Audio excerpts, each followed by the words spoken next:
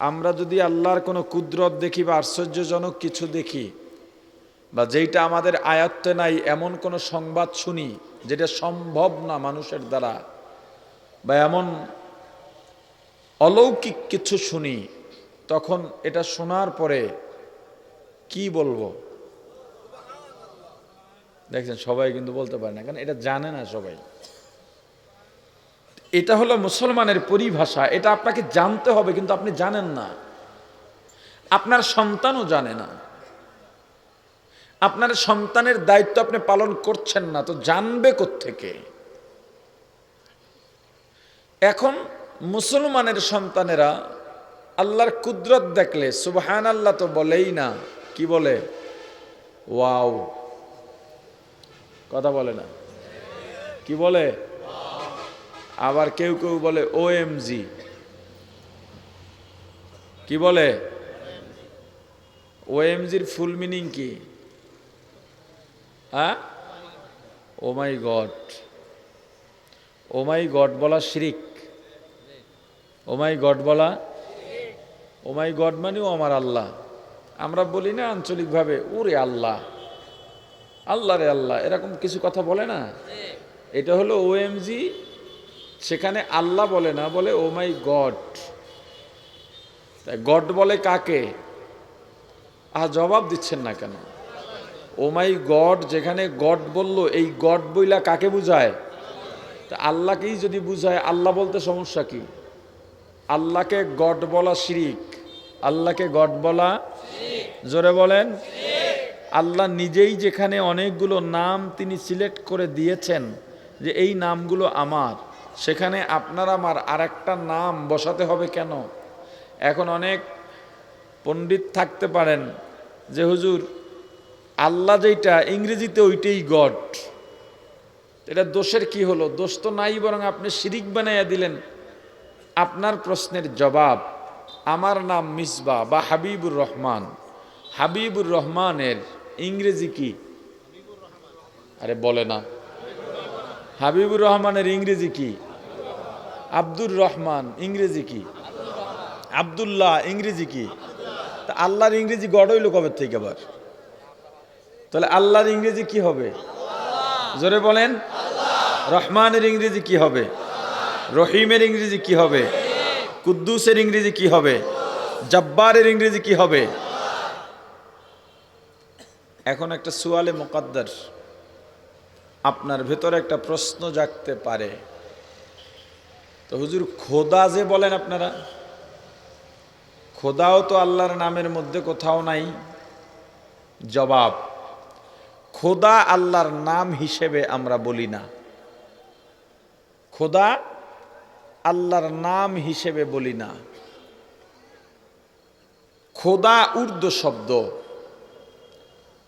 খোদ থেকে খোদা, খোদ বখোদ বলা যায়। সূরা ইখলাসের তাফসীরের সংক্ষিপ্ত একটা শব্দ হলো খোদা। খোদ বখোদ মানে নিজে নিজেই সৃষ্টি হয়েছেন, তাকে কেউ বানান নাই, তাকে কেউ জন্ম দেন নাই। আল্লাহু আহাদ, আল্লাহু সামাদ, লাম ইয়ালিদ ওয়া লাম ইউলাদ, লাম ইয়াকুল লাহু কুফুয়ান আহাদ। লা জিদ্দা ওয়ালা নিদ্দা ওয়ালা হাদ্দা লিমাওলা, লা জিদ্দা ওয়ালা নিদ্দা ওয়ালা হাদ্দা লিমাওলা, আল আনা কামা কানা ওয়ালাম ইয়ালকা যাওয়ালা, আল আনা কামা কানা ওয়ালাম ইয়ালকা যাওয়ালা, লা জাদ্দা ওয়ালা জাদ্দাতা লা আম্মা ওয়া খালা, লা জাদ্দা ওয়ালা জাদ্দাতা লা আম্মা ওয়া খালা, লা হাইউলা লা সূরাতা লা শিবহা লিমাওলা, লা হাইউলা লা সূরাতা লা শিবহা লিমাওলা। এই খোদ খোদা দিয়া এই পুরা সূরাটাকে বোঝানো হয়েছে। অতএব আমরা খোদা বলি আল্লাহর নাম হিসেবে না, আল্লাহর সিফত বর্ণনা করি, আল্লাহর গুণগান। তাহলে আপনার সন্তান বলল ও মাই গড,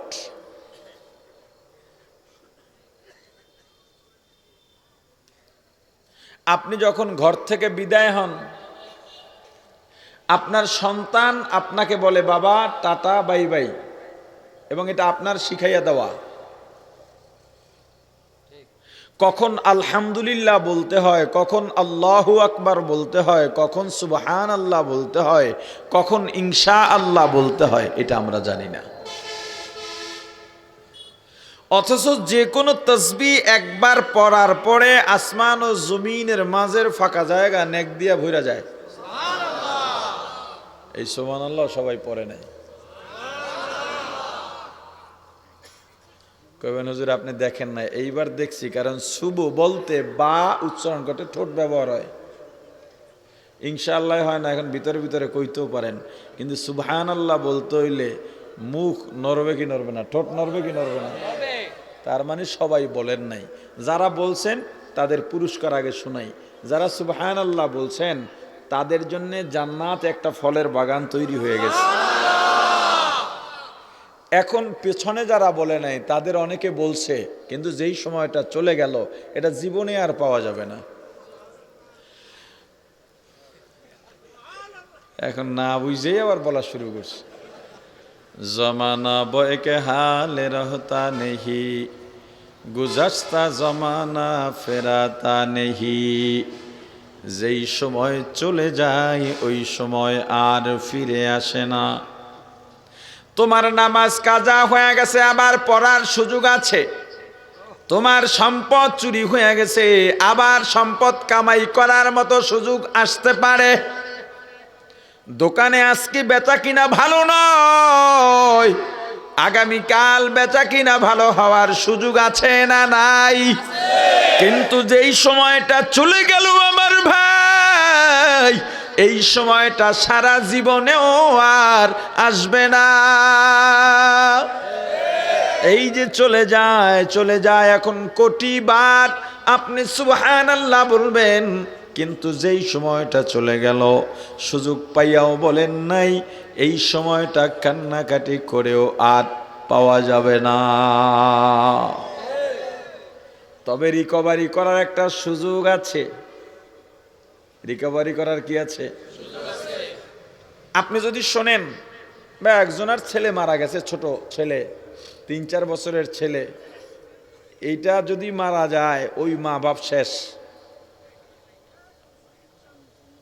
এখন যদি ওই বাবা শোনে যে এমন একটা পদ্ধতি আছে যে এই পদ্ধতি গ্রহণ করলে ছেলে পাওয়া যাবে, বাবার জায়গায় আপনি থাকলে ওই পদ্ধতি গ্রহণ করবেন কিনা? কথা বলে না। যদি বলে একেবারে বরফ শীত পানির মধ্যে দাঁড়াই থাকতে হইব 2 দিন, বাপে রাজি। যদি বলে মাকে তোমাকে আগুনের উপরে দিয়ে হাঁটতে হবে, মা রাজি। তবুও সন্তান পাওয়া চাই। কিন্তু আমি এমন একটা জিনিস পাওয়ার কথা আপনাকে বলবো, যেটা সন্তান, মা বা আত্মীয় স্বজন সব থেকে দামি, যেইটা নিজের জীবনে সব থেকে দামি। দুনিয়ায় সন্তানের মায়া এত কতদিন, মা বাবার মায়া এটা কতদিন? মৃত্যুর আগ পর্যন্ত। আমার ছেলে মেয়ের প্রতি মায়া আছে, ওদেরকে আমি চিনি কতদিন ধরে, ওদের বয়স যতদিন ততদিন ধরে। এর আগে চিনতাম? আপনার সন্তানকে চিনতেন? আমাকে আমার মা বাবা আমি দুনিয়াতে আসার আগে চিনতেন? তাইলে পরিচয়টা কতদিনের? যতদিন ওর বয়স। আমার স্ত্রীর সঙ্গে আমার পরিচয় কতদিন? বিয়ের বয়স যতদিন। মারা যাব সম্পর্ক শেষ। কেমন শেষ মনে করেন? অনেকে আছে ছেলে মেয়ের জন্য এত পরিশ্রম করে, নিজে খায় না। না, এটা হতে পারে, দোষের কিছু না, কিন্তু এত কিছু করে দিনের জন্য কিছু করে না। সন্তানের জন্য পাগল, কোটি টাকার মালিক, মাদ্রাসার জন্য যান, মসজিদের জন্য যান, 200 টাকা দিয়ে আর ভাব এমন মনে হয় সব শেষ হয়ে গেছি গা। কথা কয় না? তা বাকিটা রাখলা কার জন্য? তুমি তো বোকা, তুমি তোমার জন্য সংরক্ষণ করো। সম্পদ কেন পরকে দিয়া যাবা? তোমার স্ত্রীও তোমার আপন না, তোমার ছেলে মেয়েও তোমার আপন না। মা, দুনিয়ায় সবচেয়ে সন্তান আর মায়ের সম্পর্ক গভীর, বেশি ভালোবাসা। কিয়ামতের ময়দানে ওই মাই তোমারে চিনবে না। يوم يفر المرء من أخيه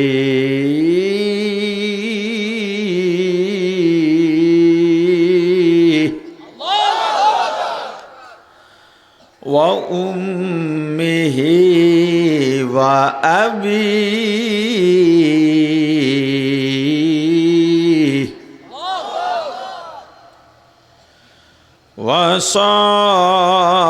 وصاحبته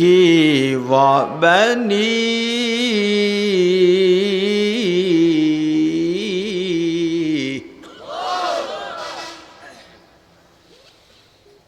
يوم يفر المرء من أخيه وأمه وأبيه وصاحبته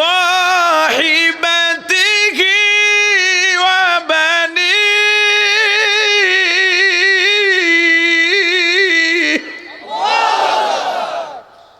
বলে কিয়ামতের ময়দানে কেউ কাউকে চিনবে না। কে বলছে কেউ কাউকে চিনবে না?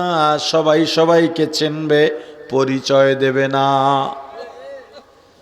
ও প্রাণীর ভাই, দুনিয়ায় কার জন্য তুমি পাগল হয়ে গেছো? শোনো, যার জন্য জীবনটাকে তুমি শেষ করলা, কিয়ামতের ময়দানে যেই মা তোমার সবচেয়ে আপন, ওই মায়ের সঙ্গে যদি তোমার ঘটনাক্রমে দেখা হয়ে যায়, নাও হতে পারে। কারণ আল্লাহ বলছেন কিয়ামতের ময়দানে মা বাবা সন্তানকে দেখলে পালাবে, সন্তান মা বাবাকে দেখলে পালাবে, ভাই ভাইকে, ভাই বোনকে বোন ভাইকে, স্ত্রী স্বামীকে, স্বামী স্ত্রীকে, বন্ধু বন্ধুকে দেখলেই পালাবে। কিসের ভয়? আমার কাছে ন্যাক চাইতে পারে, সওয়াব চাইতে পারে। আমি তো আমাকে নিয়েই চিন্তিত, অন্যের সহযোগিতা করি কোন সময়? ঘটনাক্রমে যদি মা আর সন্তানের দেখা হয়ে যায়, সন্তান অনুনয় বিনয় করে বলবে, মা, ও মা, দুনিয়ায় আমাকে ছাড়া কিচ্ছু বোঝো নাই, না খাইয়া খাওয়াইছো। ও মা, আমি যদি বাড়িতে না থাকতাম, মেহমান এলে ভালো ভালো খাবার পাকাইয়া, মজাদার পিঠা বানাইয়া সবাইকে ভাগ কইরা দিতা, তুমি মুখে দিতা না আমার জন্যে। ও মা, দেশের বাইরে থাকতাম, আমি প্রবাসে, ভালো আছি না মন্দ আছি, এই চিন্তায় ঈদের দিন পর্যন্ত তুমি আনন্দ করতা না রে মা। নতুন শাড়িটা পর্যন্ত পরতা না। আমি তোমার সেই সন্তান, আজকে একটা নেকের অভাবে জাহান্নামে যাইতেছি রে মা, আমাকে একটা নেক দাও। মা জবাব দিয়া বলবেন, তোকে চিনি না। এক কথায় শেষ। সন্তান মাকে চেনানোর চেষ্টা করবেন। এটা ফালাইছি কে জানেন? হ্যাঁ, ধন্যবাদ। সন্তান চেনানোর চেষ্টা করবেন। আপনারা শুনতেছেন কি লেগে ফেলাইছি? পরে তো কইবে হুজুরে দিলে, এক হুজুরে পানি দিল, হুজুর আপনি ছুঁড়ে ফেলাইলো। এটা আমার জন্যে খাওয়া হারাম মনে করি, এজন্য ফেলাই দিছি। আর হুজুর না হইয়া সাধারণ কেউ দিলে আস্তে রাখতাম। হুজুর মানুষ বুঝতে হয়নি এটা কেমনে দিলে, লেগে রাগ হয়ে ফেলাই দিছি। এটা প্রাণ কোম্পানি। আমি না পারতে এইটা কখনো নিজের ভেতরে ঢুকাই না। না পারতে না খাইয়ে থাকলো না, পুকুরের পানি কেমন, সমস্যা নাই। আমার সন্তানদেরও প্রাণ কোম্পানির কোনো কিছু খাওয়াই না। এটা ঘরের আমার ছোট বাচ্চাও জানে। প্রাণ দেখলি কবে আব্বু আয়া কিন্তু মার দিব, প্রাণ আনছে কে?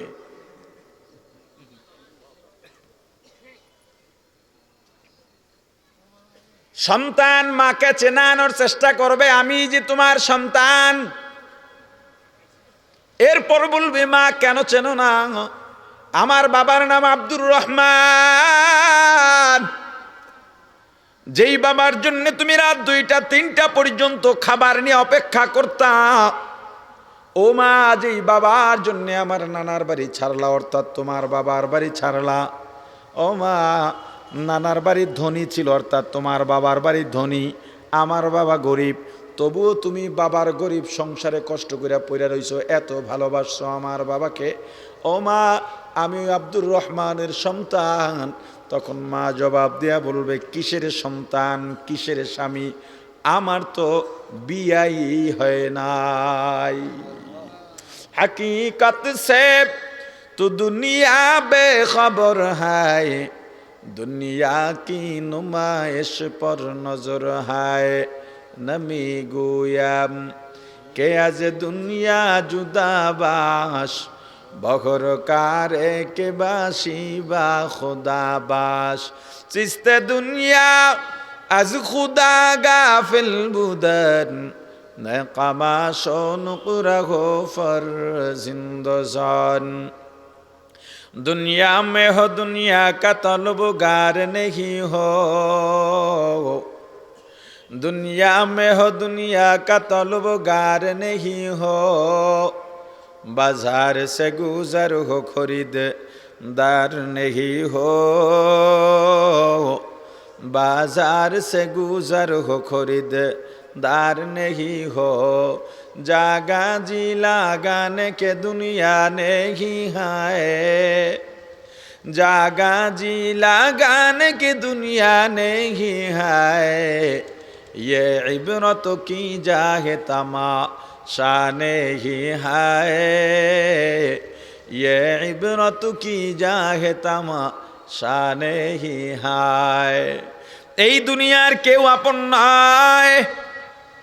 নিজের সন্তানকে তুমি দিন শিখাইলা না, তোমার সন্তানকে ইসলামী পরিভাষা, তোমার নিজের ভাষা ইস্তেলা পরিভাষা শিখানো তোমার দায়িত্ব ছিল।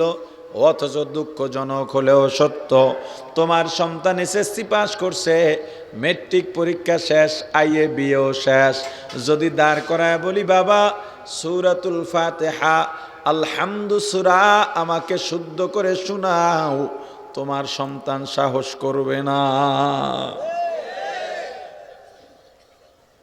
কি হবে এই সন্তান দিয়া, কি হবে? কোথায় সুবহানাল্লাহ? শোনো যারা সুবহানাল্লাহ বলেছো আমার ভাই,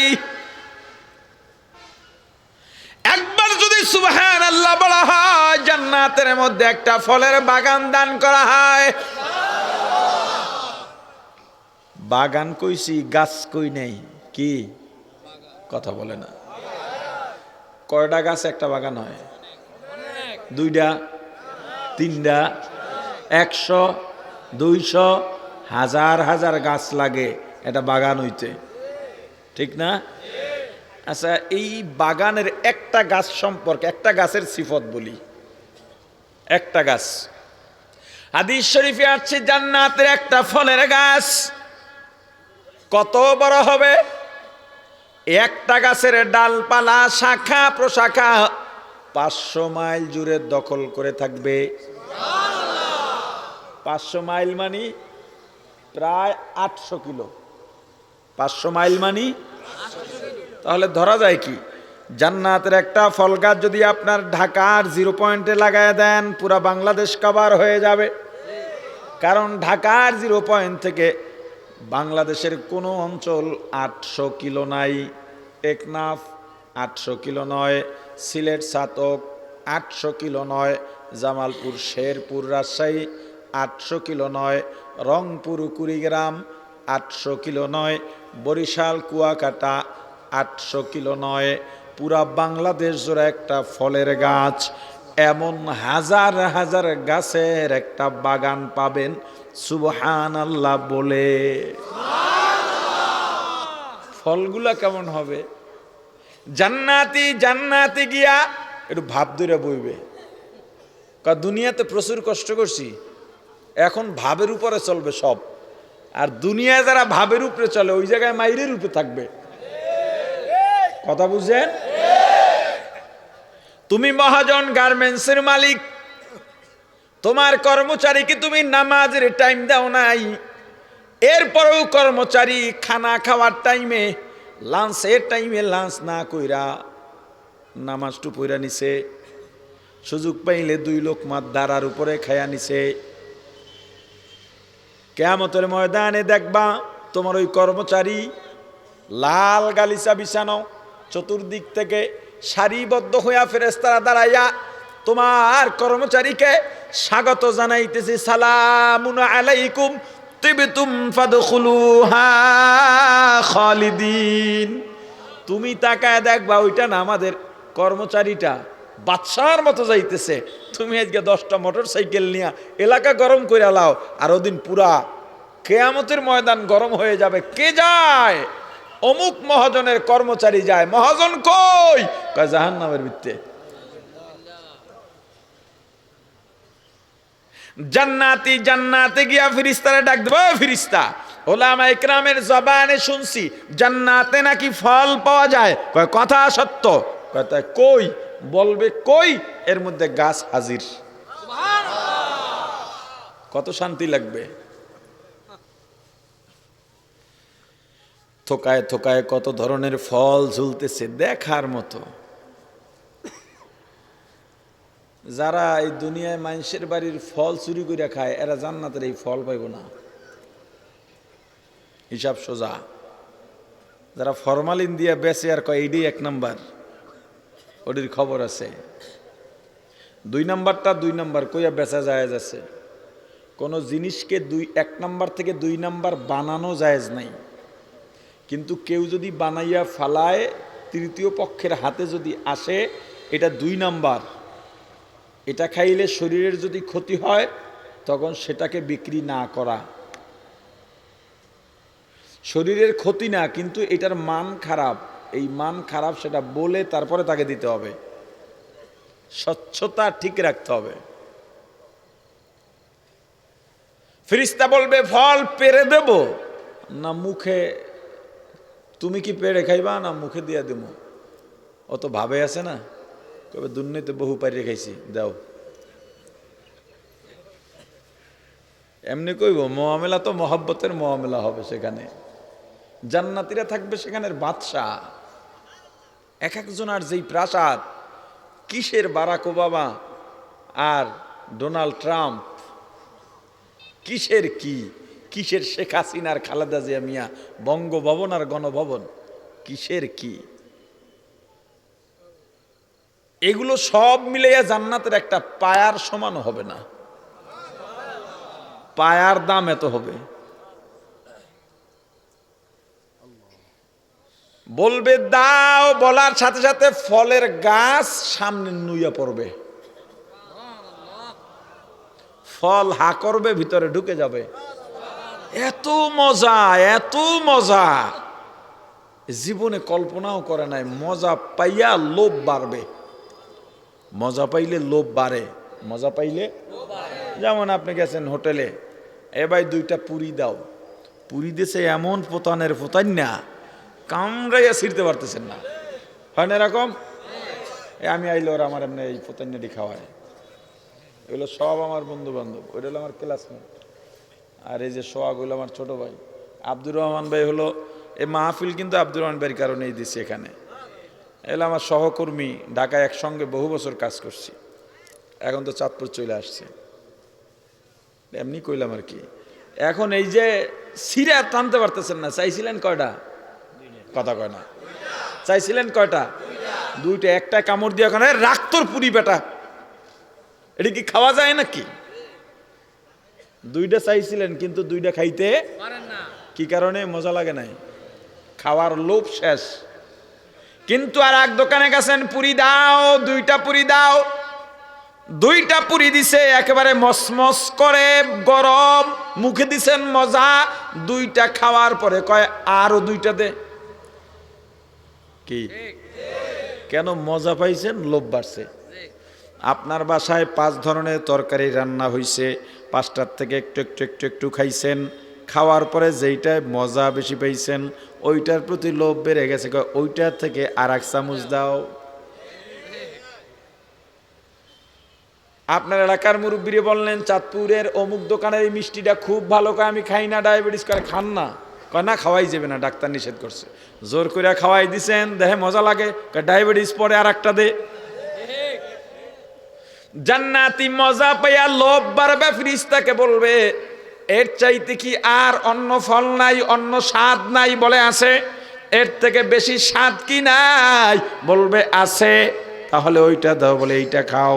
কয় এটা তো মাত্রই খাইলাম। বলে আবার খাও, একই ফল আবার খাবে। এবার আগেরটার থেকে মজা আরো বেশি, স্বাদও ভিন্ন, ঘ্রাণও ভিন্ন। এরকম একই ফলের মধ্যে কমপক্ষে 40 রকমের স্বাদ পাওয়া যাবে, একটার থেকে একটা মজা আরো বেশি, ঘ্রাণও ভিন্ন। এমন ফলের বাগান পাওয়া যাবে, সুবহানাল্লাহ বললে। লাভ না ক্ষতি? জোরে বলেন। নিজেও শিখি নাই, সন্তানকেও শেষ করে দিতেছ। কয় মাদ্রাসায় পড়াইলে খাইবে কি? আজ পর্যন্ত বাংলাদেশ দেখেন, আপনার এলাকায় দেখেন, মাদ্রাসায় পড়ছে আর মৃত্যুর আগ পর্যন্ত না খাইয়া মরছে, এমন কোনো ইতিহাস আছে? কথা বলেন না কেন?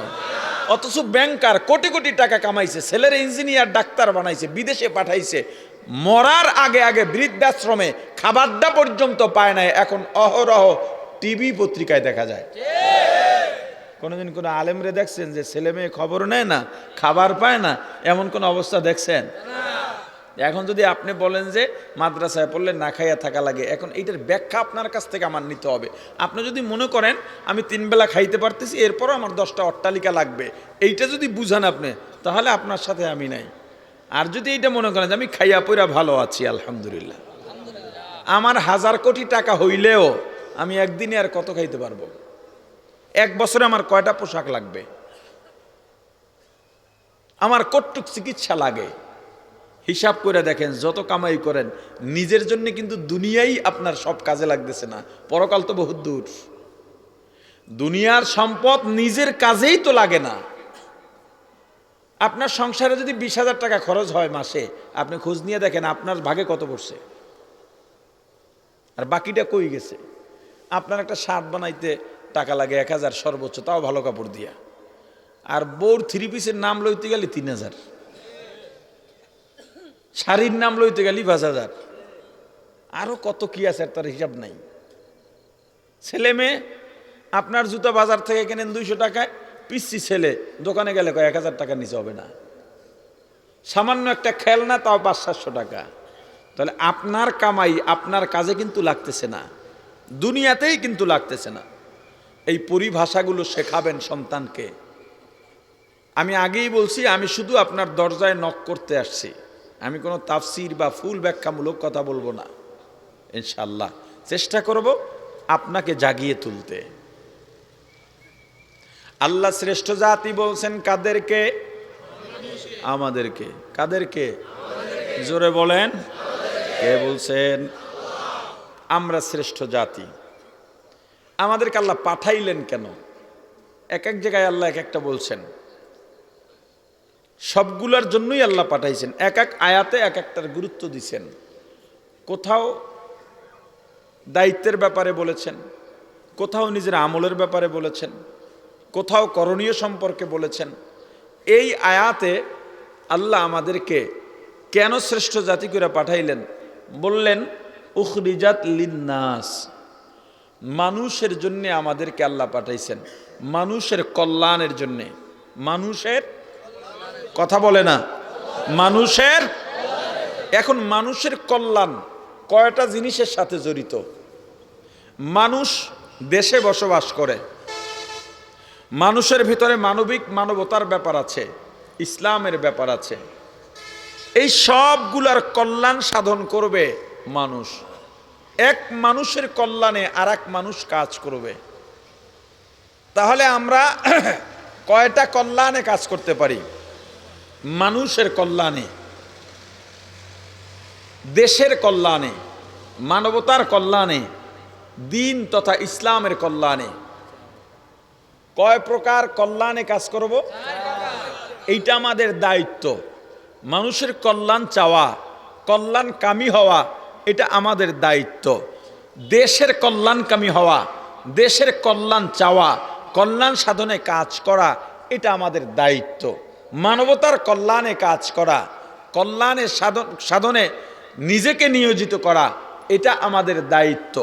এবং ইসলামের কল্যাণে যা যা করা দরকার এই কাজগুলো করার দায়িত্ব কাদের? জোরে বলেন, আরো জোরে বলেন। এগুলো মুখস্থ রাখবেন। এখন আপনি দেখেন মানুষের কল্যাণে কতটুকু কাজ করতে পারছেন, দ্বীনের কল্যাণে কতটুকু কাজ করেন আপনি, মানবতার কল্যাণে আপনাকে ডেকে কতবার পাওয়া গেছে, ইসলামের কল্যাণে, দেশের কল্যাণে, জাতির কল্যাণে আপনি কি কি কাজ করতে পেরেছেন? নিজেকে প্রশ্ন করেন, আমি যদি মানুষের কল্যাণে নিজেকে নিয়োজিত করতে নাই পারলাম আমি কিসের মানুষ? আমার দ্বারা যদি দুইটা মানুষ উপকৃত না হয় তাহলে আমি কিসের মানুষ? আমি পেট ভরে খাচ্ছি, আমার পাশের ঘরের মানুষ বছরে একবার ইলিশ মাছ কিনতে পারে না, আমি মাসে 2 বার ইলিশ কিনি, খাইলাম, তাদের খবর নিলাম না, আমি কিসের মানুষ? আপনার আশপাশের ঘরের খোঁজ খবর নেওয়া আপনার দায়িত্ব। এতে আপনার মেম্বার হওয়া লাগবে না, এতে আপনার চেয়ারম্যানও হওয়া লাগবে না। আপনার যদি সম্পদ থাকে আপনি ঈদের 1 সপ্তাহ আগে অন্তত আপনার আশপাশে 4-5টা ঘরের খবর নেন, ভাই তোমাদের ঈদের বাজারের খবর কি? ঈদের বাজার করতে কয় টাকা লাগে মিয়া? 1 কেজি সেমাই, আধা কেজি ডিপ্লোমা দুধ দিলেন, বা যেই দুধগুলো ভালো আছে এটা দিলেন, 1 কেজি চাউল দিলেন, বাচ্চাদের হাতে নতুন ব্যাংক থেকে এনে কচকচা টাকা আছে না, 20 টাকা 50 টাকা করে ধরাই দিলেন, 5টা ঘর মিলাইয়া 5000 টাকাও আপনার যাচ্ছে না, কিন্তু আল্লাহর আরশ পর্যন্ত আপনার উপরে খুশি হয়ে যাবে। একটু কাজ যদি আমি না করতে পারি তাহলে মানুষ হলাম কি করে? এই যে ফেনীতে, চাঁদপুরও তো হয়েছিল, এত বন্যা হইল, দূর দূরান্ত থেকে মানুষ এলো, আমরা আসছি যতটুক পারছি, কিন্তু স্থানীয় লোকজন কি ভূমিকা পালন করলো? যে আমার এলাকার মানুষ বিপদে আছে, আমরা কিছু করতে পারতেছি না, দূর থেকে মানুষ আসছে, আমার নৌকায় 2 লিটার তেল যাবে, এই তেল ফ্রি দিয়ে দেবো, আমার এলাকায় সহযোগিতা করতে আসছে। এটা না কইরা এলাকার মানুষ কি করলো? 2 লিটার তেলে আগে ভাড়া নিত 1000 টাকা, এখন ভাড়া চায় 5000 টাকা। তাহলে এই সমাজ শুদ্ধ হবে কিভাবে বলেন তো? মানুষ যখন বিপদে পড়ে তখন মানুষের উপরে চড়ে বসা, এর চাইতে নিকৃষ্ট মানসিকতা আর হতে পারে না। বরং বিপদের সহায় হও, আল্লাহ তোমার সহায় হয়ে যাবেন। মানুষ যখন বিপদে পড়ে, দেখেন না, লঞ্চে যাবেন, এই বাইরে যে একটা চা মহি দিয়া ফালাইয়া দেন 5 টাকার চা, এটা কোনো চা হইলো? ওটা লঞ্চে গিয়ে খাওয়া লাগে 30 টাকায়। কোনো যুক্তি আছে? হুদা হুদা একটা পানির বোতল 15 থেকে 20 টাকা, লঞ্চে যাইবেন 30-40 টাকা। কত অজুহাত আছে, অজুহাতের তো আর শেষ নাই। এই যে আমরা অন্যের কল্যাণে কাজ করতে পারছি না, এর কারণটা কি? কারণ হলো অন্তরটা যে ঘুমাইয়া রইছে, যে আমার আসলে কি করা। অন্যের কল্যাণ তো দূরের কথা, যখন এই যে জমিনে নামে চেষ্টা করে লাঙলটা একটু মোড় দিয়া ওই পাশের জমি যদি 1 গুছি ধান যদি দিতে পারি। মানসিকতা, আমাদের মেন্টালিটি অবস্থা হলো এইটা। এইভাবে যদি হয়, গেঞ্জির দোকানে গেছেন গেঞ্জি কেনার জন্য, একটু বড় হইছে, দোকানদার কয় ধুইলে কাঁপবে। একই দোকানে আরেকজন গেছে, হ্যাঁ হইছে ছোট, ওই একই দোকানদার এইবার কয় ধুইলে ছাড়বে। ওরে বাটুয়ার, মানুষকে ঠকাবেন না। আজকে এই শপথটা নেন, আপনি উপকার করতে পারেন চাই না পারেন, আর কখনো মানুষকে ঠকাবেন না। কথা কয় না? আর কখনো মানুষকে ঠকাবেন না। যদি আপনি উপকার করতে নাও পারেন, কাউকে ঠকাবেন না। 500-1000 টাকার ছেঁড়া নোট দেখাইয়া দিয়েছেন কোনদিন? দরবেশ, নামাজি, হাজি নোট বাইর করে, এই সিরা কি করবে? পাশের থেকে আর এক আজি কয় টেনশন কিসের, নোটের মধ্যে হামদাইয়া দাও। 20,000 টাকা আপনার কাছে একজন পাবে, 20,000 টাকার মধ্যে আপনি 1,000 টাকার নোট, 500 টাকার ছেঁড়া নোট ঢুকাইয়া দিছেন।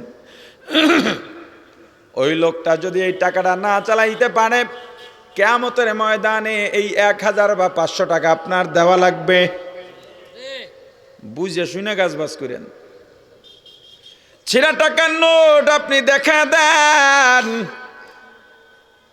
যদি সে জিম্মা নিয়ে নেয়, চালাইতে পারলে পারমু, নাইলে তোমার থেকে আবার ফিরে আনবো, ওকে ঠিক আছে।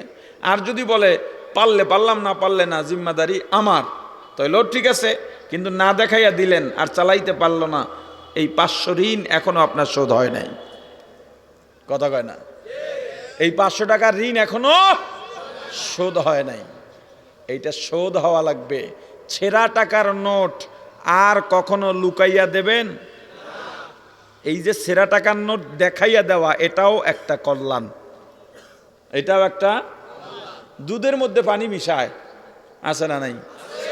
দুধ আর মধু, এটা হলো সরাসরি জান্নাতি খাবার। এইটার মধ্যেও মানুষ কত নিকৃষ্ট হতে পারে যে এইটাও ভেজাল দেয়। মধুওয়ালা মধু নিয়ে আসছে, ডাক দিছে মধুওয়ালা, আপনি তো মধুর পাগল, দেখলেন বালতির মধ্যে মধু আছে, মৌচাকের অংশ আছে, 2-3টা মৌমাছি উঠতেছে, ভাই মধু ঠিক আছে নি? কয় আল্লাহর কসম, ওই আল্লাহর আসমানের কসম, 7 আসমানের কসম, 7 জমিনের কসম, আমার মাথার কসম, বউয়ের মাথার কসম, 14 গোষ্ঠীর মাথার কসম, এই মধুর কসম, মিথ্যা কইয়া ব্যবসা করি না। নিজে গিয়া সুন্দরবন থেকে মধু আনছি, অথচ ওর 14 গোষ্ঠী জানে না সুন্দরবনের রাস্তা কোন দিকে। কি এমন দরবেশ, এমন বুজুর্গ চাঁদপুরে নাই? হ্যাঁ, বুজুর্গ না বুজুর্গু? হ্যাঁ, হায় আফসোস, হায় আফসোস। মানুষকে ঠকাবেন না। আল্লাহ আমাদেরকে শ্রেষ্ঠ জাতি বানায় পাঠাইছেন দায়িত্ব পালন করার জন্য, কল্যাণে কাজ করব, দেশের, দশের, দিনের, মানবতার। সংক্ষেপে বললাম, দেশের, দশের, 10 কি? কথা কয় না? 10 কি? জাতি, দেশের, দশের, দিনের, মানবতার। এখন এই যে দেশের কল্যাণে, মানবতার কল্যাণে, জাতির কল্যাণে, ইসলামের কল্যাণে কাজ করব, পদ্ধতি কি? আল্লাহ এত সুন্দর নিজাম দিয়েছেন, আমাদেরকে যা করতে বলেছেন করার মতো ব্যবস্থাও দিয়েছেন, সবকিছু সুন্দরভাবে, সহজভাবে। আমরা জাতির কল্যাণে কাজ করব, দিনের কল্যাণে কাজ করব, দেশের কল্যাণে, মানবতার কল্যাণে কাজ করব। পদ্ধতি আল্লাহ বলছেন 2টা। কয়টা? জোরে বলেন। 1 নাম্বার পদ্ধতি, তা'মুরুনা বিল মা'রুফ,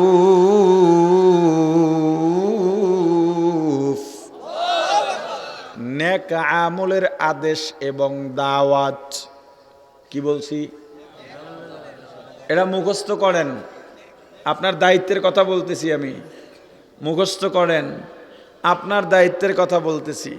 আপনাকে একজনে মরিচের আটি দিয়ে গেছে, আপনি জানেন না এই আটি, এই বীজ কিভাবে উঠাইতে হয়, কিভাবে লাগাইতে হয়।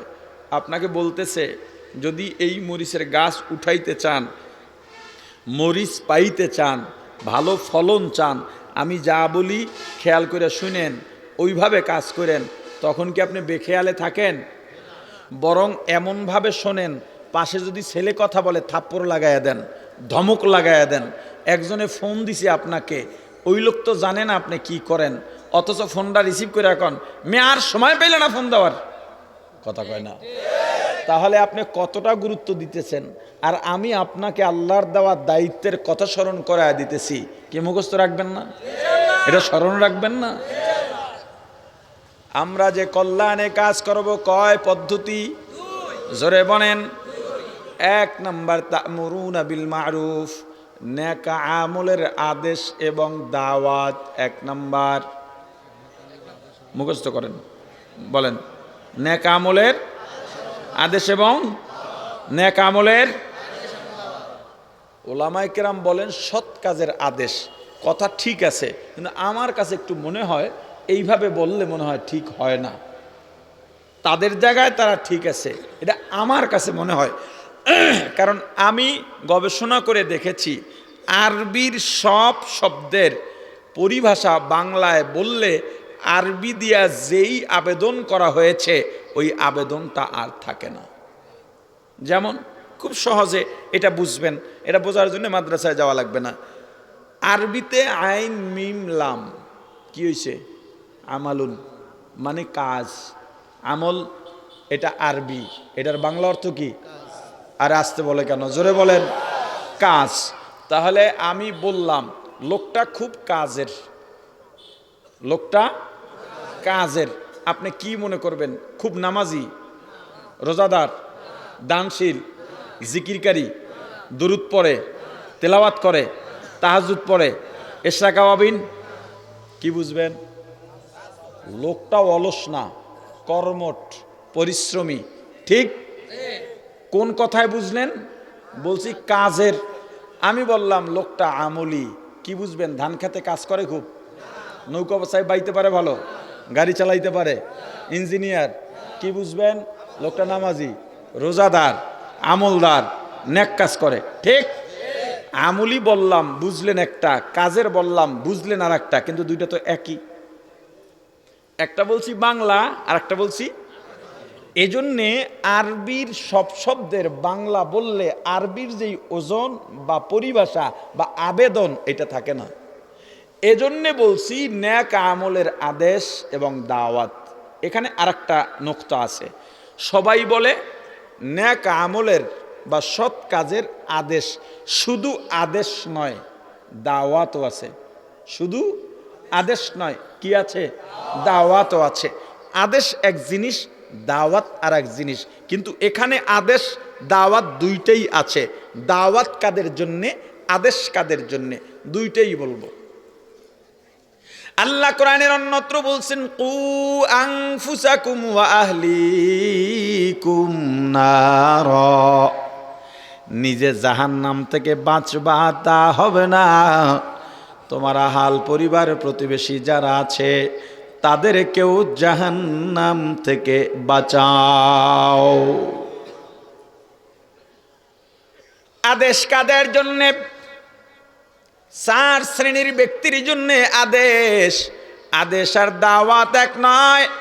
দাওয়াত দেওয়া যায়, আহ্বান করা যায়, জোর করা যায় না।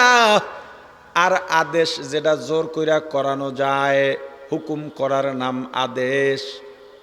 ছেলেকে আদেশ দেওয়া যাবে, দাওয়াত নয়। স্ত্রীকে আদেশ দেওয়া যাবে, দাওয়াত নয়। ছাত্রকে আদেশ দেওয়া যাবে, দাওয়াত নয়। মুরিদকে আদেশ দেওয়া যাবে, দাওয়াত নয়। কয় শ্রেণী? জোরে বলেন। এর বাইরে যারা আছে তাদের জন্য দাওয়াত আদেশ নাই। তাদের জন্য আল্লাহ বলেছেন লা ইকরাহা ফিদ্দীন,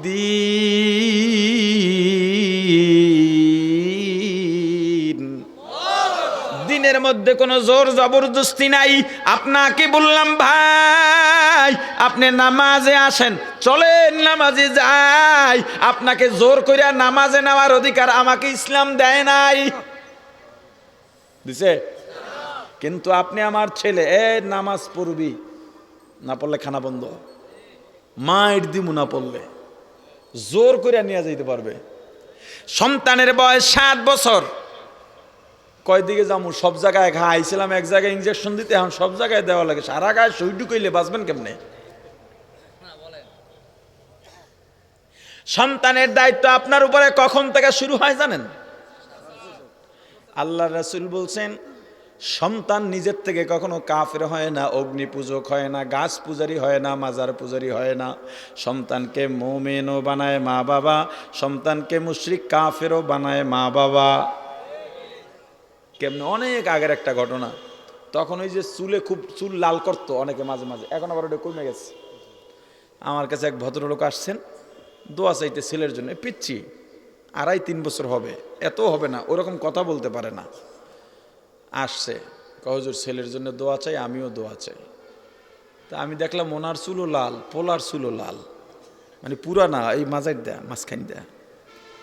আমি বললাম একটু পোলার চুল লাল বানাইছেন কি এখন থেকেই ট্রেনিং দিতেছেন, যেন কথা যখন বুলি ফুটবে তখনই বলতে পারে আল্লাহ বলতে দুনিয়ায় কিছু নেই? কয় না হুজুর কি কন। তো কয় আমি লাল বানাইতেছিলাম, দেখি আমার পোলায় চাইয়ে রয়েছে, মনে করছে হয়তো ওরও মনে চাই জন্য দিয়ে দিস। কি আশ্চর্য ব্যাপার। শোনেন, ছেলেদেরকে ছোট থেকেই 3 কোয়ার্টার পড়াবেন না, পড়াইলে দোষ নাই। আপনি যদি সন্তানকে গড়তে চান, আমি এইটা বলছি আপনাকে, সন্তানকে যদি গড়াইতে চাইলে পায়জামা পরান, ছোট থেকেই জুব্বা পাঞ্জাবি পরান, টুপি মাথায় দেওয়ান। ও যখন বালেগ হবে আপনাকে আর কিছু বইলে দেওয়া লাগবে না। ওকে আপনি নিজে চাইলেও পথভ্রষ্ট করতে পারবেন না, বরং সন্তান বলবে তেজ্য করে দিতে পারো, দিন ছাড়তে পারবো না। কিন্তু আপনি স্টার্টিং করে দিছেন বেদিন, বুড়া হইয়া কন হুজুরের কাছে হুজুরের দোয়া করেন, ছেলে কথা শুনেন। আর আপনি ছেলের দায়িত্ব পালন করছেন কি? সন্তানের উপরে মা বাবার দায়িত্ব কখন থেকে শুরু হয়? কথা কয় না। ফাইটার একটু সাউন্ডটা খুইলা দেন, আমার জোর দিয়ে কথা বলা লাগে। 7 বছর না? এর আগে কি আগুনে হালাই তুইবেন? আচ্ছা এখন বলি সন্তানের দায়িত্ব কখন শুরু হয়। পয়গম্বর ইব্রাহিম আলাইহিস সালাতু ওয়াস সালাম 80-90 বছরের বৃদ্ধ, কোনো সন্তান নাই, আল্লাহর দরবারে সন্তানের জন্য দোয়া করতেছেন, রব্বি হাবলি মিনাস সলিহিন।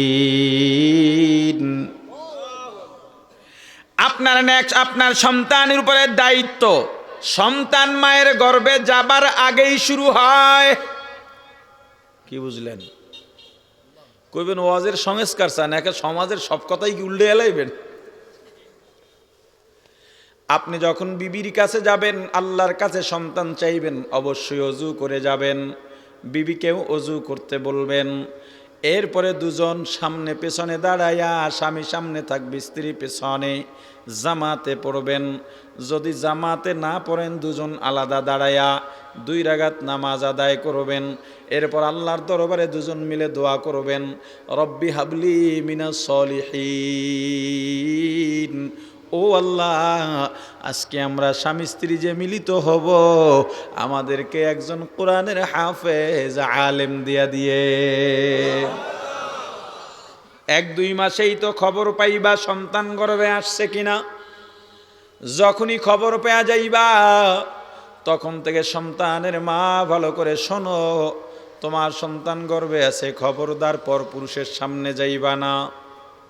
এমনকি তোমার বাবা, তোমার ভাই, তোমার শ্বশুর, এদের সামনেও তোমার যখন সন্তানের ভেতরে থাকার কারণে পেট একটু বড় হবে, তখনও তাদের সামনে এই পেট প্রদর্শন করবা না। গান শুনবা না, মিথ্যা বলবা না, বেশি বেশি তেলাওয়াত করবা।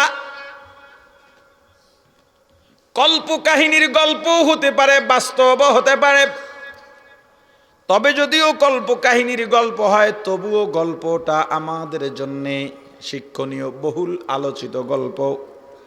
আব্দুল কাদের জিলানী রহমাতুল্লাহি আলাই দুনিয়াতে আসছেন মায়ের গর্ভ থেকেই 18 পারা কোরআন মুখস্থ কইরা।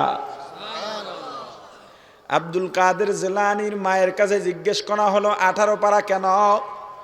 বলে যখনই সন্তানকে দুধ পান করাইতাম, কোলে থাকতাম, তেলাওয়াত করতাম সব সময়, কিন্তু ঘটনাক্রমে 18 পারার পর বাকি পড়াগুলো আমি একা একা পড়ে নিতাম।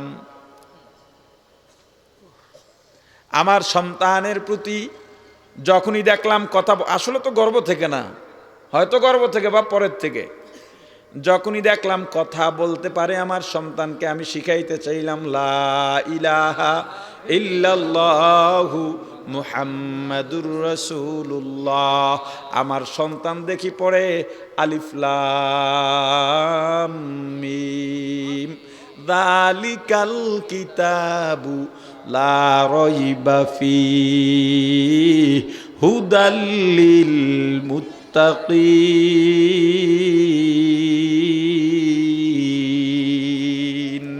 আউলিয়ারা কারে কুবা ইখতিয়ার, জাহেলারা কারে দুনিয়া ইখতিয়ার।